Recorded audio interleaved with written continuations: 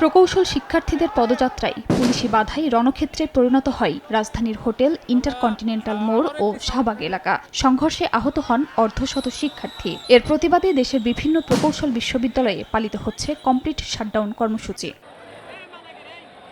বৃহস্পতিবার সকাল থেকে ক্লাস পরীক্ষা বর্জন করে কমপ্লিট শাটডাউন কর্মসূচি পালন করছেন বুয়েট শিক্ষার্থীরা। আমাদের অনেক ছাত্রকে আহত করেছে, তো খুবই ন্যাক্কারজনক ঘটনা। পুলিশ আগেও এরকমই ছিল, এখন ইন্টারিমের সময় আমরা ভাবছি তারা ছাত্রবান্ধব হবে, জনবান্ধব হবে, কিন্তু তাদের আচরণে পরিবর্তন আসেনি। সবাইকে মিলে আসলে কিভাবে আমাদের যৌক্তিক দাবির বিষয়ে অগ্রসর হওয়া যায় এই বিষয়ে আমরা আগাবো ইনশাআল্লাহ। শিক্ষার্থীদের ন্যায্য অধিকার আদায় এবং তাদের উপর হামলার প্রতিবাদে রুয়েট, কুয়েট, চুয়েট ও শাহজালাল বিজ্ঞান ও প্রযুক্তি বিশ্ববিদ্যালয়ে ক্লাস পরীক্ষা বর্জন করেন শিক্ষার্থীরা।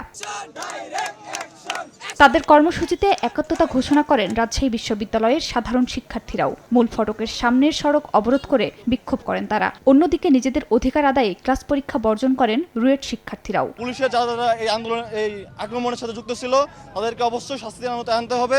তারপর হচ্ছে এই আমাদের স্বরাষ্ট্র উপদেষ্টা আছে, তাকে বিচারের আওতায় তাকে ক্ষমা চাইতে হবে।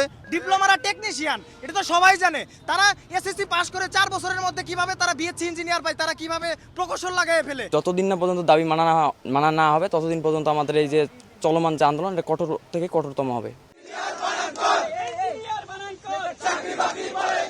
একই দাবিতে বিক্ষোভ মিছিল করেন সিলেটের শাহজালাল বিজ্ঞান ও প্রযুক্তি বিশ্ববিদ্যালয়ের 9টি বিভাগের শিক্ষার্থীরা। দাবি না মানা হলে কঠোর আন্দোলনের হুঁশিয়ারি দেন তারা। এত কষ্ট করে পড়ালেখা করার পরে এই সিচুয়েশনে আসা আমাদের হচ্ছে গিয়ে পড়ালেখা সব ক্লাস বাদ দিয়ে এখন হচ্ছে গিয়ে রাস্তায় দাঁড়িয়ে আন্দোলন করতে হয়। তো এখানে আসলে জ্ঞানীদের আসলে অধিকারটা কোথায়? এখানে বাংলাদেশে তো যোগ্যদের মর্যাদা হচ্ছে না।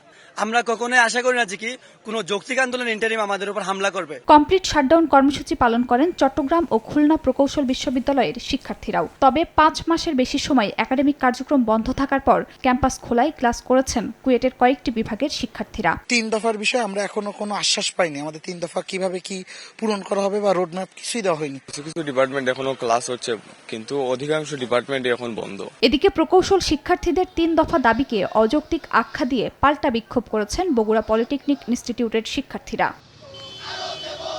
খাদিজা স্বপ্না, সময় সংবাদ।